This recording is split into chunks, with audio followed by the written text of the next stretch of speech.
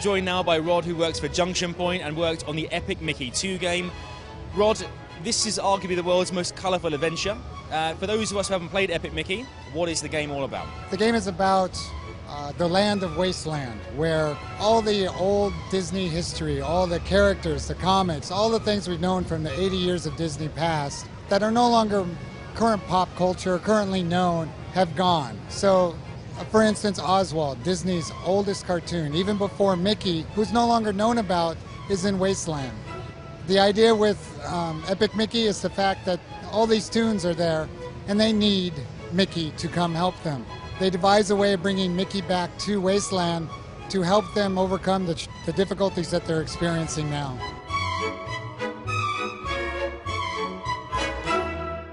In Disney Epic Mickey, The Power of Two, the key thing there is the power of two. You have Mickey and Oswald. They work together, but they have different abilities. Mickey will paint and thin. Oswald has his own abilities, as well as using his remote control, provides a shock, a beam of energy. He can reprogram electronic devices. And he has a special ability called the Boom Arm Ring, where he can throw his arm like a boomerang.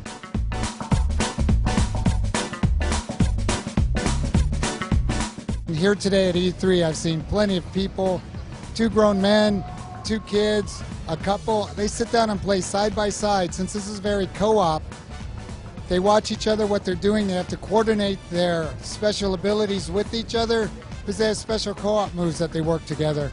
And they just laugh and have a good time. And this is an example where a family can sit down and be part of a Disney cartoon and make their own, with the concept of playstyle matters that Junction Point and Warren Spector really try to bring to life in games. We draw upon 80 years of the Disney history. Everything in the game represents some part of Disney's past. If you have a bucket in the game, it's not enough for someone just to say, I'm going to make a bucket. You have to reference something that's from a Disney property.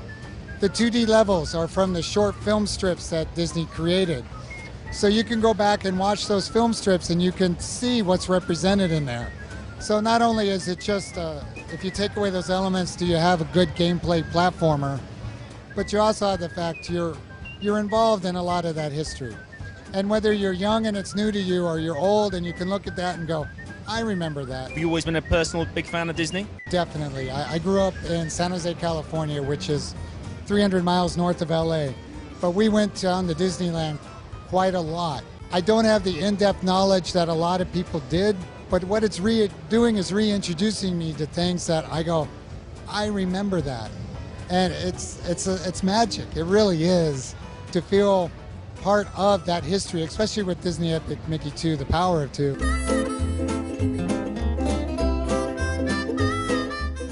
In the game as well, are we going to hear a lot of the original voices of the characters too, the ones that are actually coming back? So in the original Epic Mickey, there was no voice work. However, in Disney Epic Mickey 2, The Power of Two, all the in-game characters now have a voice. All the dialogue is truly voice acted. And not only done by good voice actors, it's done by the authentic Disney character voice talent. It's not just us at Junction Point trying to sound like Mickey Mouse. It really is Mickey Mouse's voice from the cartoons.